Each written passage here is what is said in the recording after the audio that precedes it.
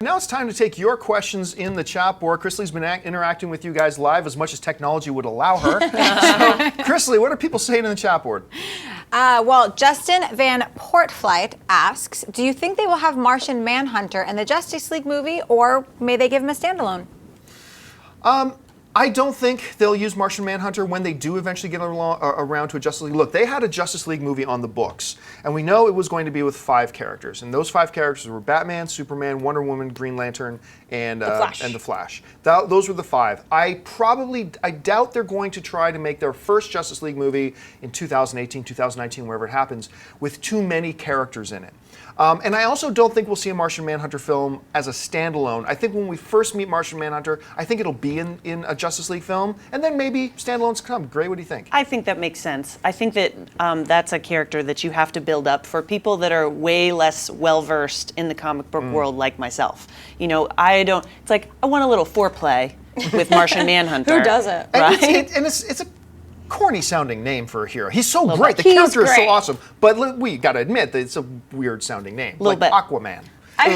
Whoa. Yeah, I definitely think Justice League makes the most sense, but I wouldn't think that they would make a standalone Ant-Man movie either, and that's coming. So, you know, he is kind of one of the lesser known characters to that universe, not for the diehard fanboys, of course, but you never know. But you really just never know. Ant-Man is 9 films in.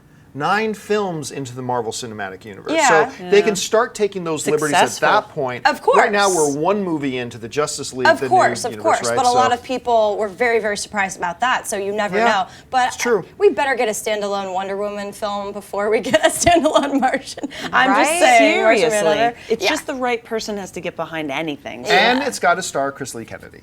Yes! Yay! I'll totally jump on that bandwagon. Okay, what else we got in there? Arlo3 wants to know, do you guys think that Zack Snyder's Batman will be more gadget-oriented? For example, grappling guns, smoke bombs, batarangs, etc. Also, do you guys think we will see the Batmobile in Man of Steel too?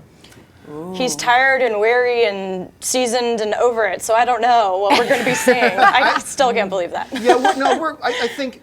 But I think we are going to see a lot of gadgets, but I also think there were deceptively a lot of gadgets in the Nolan Batman films too, when you really sit back and look at how much Bruce Wayne in the Nolan films actually used. There was a lot of stuff. I don't doubt at all that we'll see that as well. And yeah, we're going to see the Batmobile. This isn't a brand new Batman. He wasn't asleep in the R&D department. Like, Christopher Nolan had plenty of stuff. I think you have to have gadgets. Batman's nothing without them. Yeah, and how can he fight Superman without either a lot of Kryptonian technology or without a sliver of kryptonite melted down and fused into the armor that he's going to wear to fight Superman? And there's got to be something, yes, he will be gadget heavy. He's incredibly intelligent, even without his gadgets. But yes, we better see gadgets. That's part of what I loved so much. I didn't say he wasn't smart, but he can't run stuff over without the Batmobile. Oh yeah, they'll have the Batmobile. He's just a dude, a crazy dude. Okay, let's take 2 more. This one I really want to know the answer to. So Silver Scuba also wants to know, do you guys think that Jane Foster could die in the next Thor to give Sif a more prominent role, which is a romance that could work better on screen? I love Sif.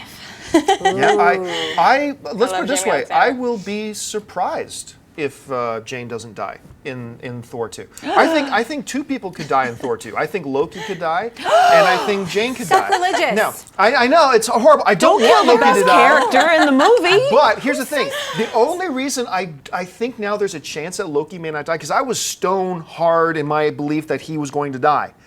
But then they announced that they went back and did a whole bunch of reshoots with Loki, and I'm like, because he's everyone's favorite villain. He sticks around, and that's wise. But I'll be surprised if at least one of the 2 of them don't die. I think Jane dies. And really also the quote when he said, "I have some unfinished business with the Hulk. I want a rematch." Don't kill our Loki. I know he's a villain and he's gonna have to die eventually, but not yet. We're not ready. I do think Jane Foster is going to die. I do. I think that I really love me some Natalie Portman. I don't think she was properly utilized in the first film, but she goes to Asgard. She goes to Asgard this second film. Yeah, I am very diplomatic with her because I love Portman. She goes to Asgard this film, and Odin's not very happy about that from all the clips we've seen, and I'm really excited to see Alan Taylor's take, but I would not be surprised at all if she dies. I would actually speculate that she will. Oh, I don't like it when our wonderful girlfriends of superheroes get killed. I do. That really. It's real life, Greg. Pepper Potts is alive. Are you upset about that? Other than the Pepper Potts Tony Stark relationship, which I surprisingly loved, I hate love interests in superhero films. I want superheroes you're not a lover. focused on kicking ass and fighting crime. I don't want them worried about, in every single one of Sam Raimi's, this is a big pet peeve of mine. In every single one of the Sam Raimi Spider-Man movies, even the first two, which I loved, in every single one, the bad guy kidnaps Mary Jane, takes her, dangles her from a high place as a trap for Spider-Man. She's always in the way. Everyone. Get rid of the love interest. Dude, be happy with yourself. You don't need anybody.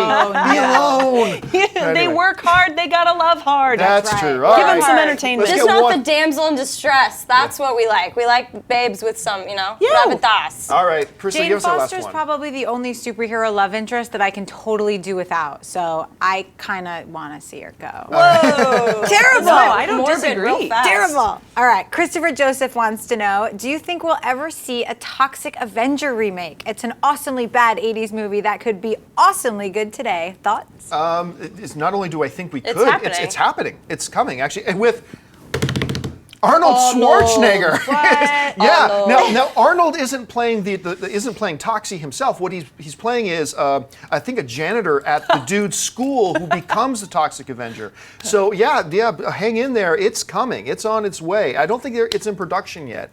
But they have announced it. The deals are signed. So at some point here in the near future, we're going to see it. He is in talks to play the Exterminator. That's right. The Exterminator. Just as long as he doesn't have to freeze anything. Oh, why did you have to bring that up? Listen, I'm sorry, but I mean, he goes from our guy. Oh, Jesus. I can't believe we elected that guy. And don't forget to subscribe to AMC Movie News on YouTube. It's free and a great way to stay updated with all the latest movie news and check out our daily show, AMC Movie Talk. Also, don't forget to check us out on Facebook and Twitter to stay in the loop for our special prizes, giveaways, and contests.